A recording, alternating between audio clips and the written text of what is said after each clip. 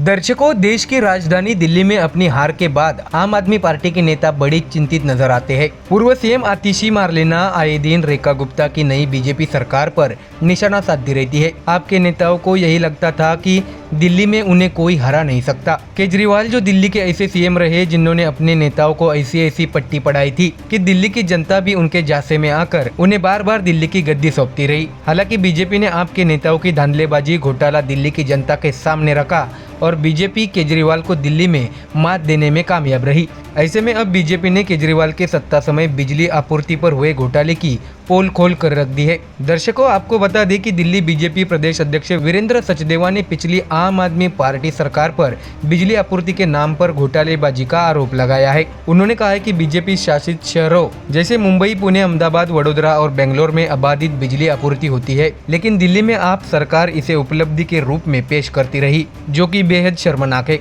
बता दें कि केजरीवाल अपने सत्ता के काल में दिल्ली के लोगों को बिजली आपूर्ति के नाम पर गुमराह करके वोट हासिल कर रहे थे। ऐसे में सचदेवा ने कहा है कि दिल्ली देश की राजधानी है, यह 24 घंटे बिजली आपूर्ति होना कोई बड़ी बात नहीं है, बल्कि यह दिल्ली शासन का कर्तव्य भी है। उन्होंने आम आदमी पार्टी पर निशाना साधते हुए बताया कि बीजेपी नेता अपने राज्य में अच्छी बिजली आपूर्ति पर ढोल नहीं पीटते, क्योंकि यह जनता पर एहसान नहीं बल्कि उनका अधिकार होता है। तो वही दिल्ली बीजेपी प्रदेश अध्यक्ष ने आप नेता आतिशी पर भी निशाना साधा है। उन्होंने कहा है कि दिल्ली में बिजली आपूर्ति की मजबूत नींव 2014 में राष्ट्रपति शासन के दौरान तत्कालीन वित्त मंत्री अरुण जेटली ने रखी थी। आम आदमी पार्टी को याद दिलाते हुए वीरेंद्र सचदेवा ने बताया कि जेटली ने संसद में दिल्ली का बजट पेश करते हुए बिजली इंफ्रास्ट्रक्चर के लिए 675 करोड़ रुपए, नए बिजली संयंत्रों और 200 करोड़ रुपए ट्रांसफार्मर व तारों के सुदृढ़ीकरण के लिए दिए गए थे। लेकिन खेदजनक ये है कि 2015 से 2025 तक अरविंद केजरीवाल सरकार ने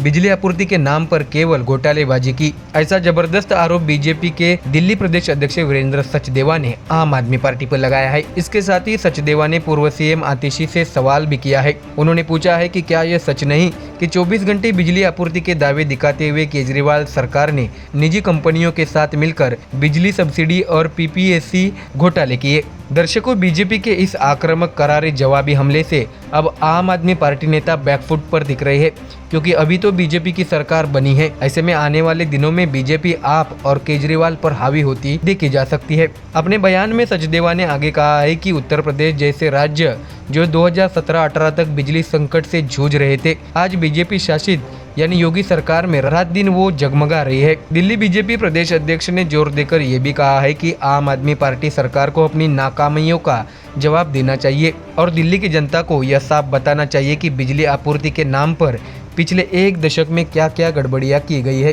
तो देखा दर्शकों, जो आम आदमी पार्टी दिल्ली में नए नए तर्क लगाकर दिल्ली को लूटती रही, विकास के नाम पर लोगों के जेब से पैसा अपनी अय्याशी के लिए इस्तेमाल करते रहे। ऐसे में अब जैसे दिल्ली में सत्ता परिवर्तन हुआ, अब बीजेपी के नेता प्रवक्ता आक्रामक रूप अपनाते हुए केजरीवाल के आम आदमी पार्टी की पोल खोल रहे हैं। Bureau report, MDR news.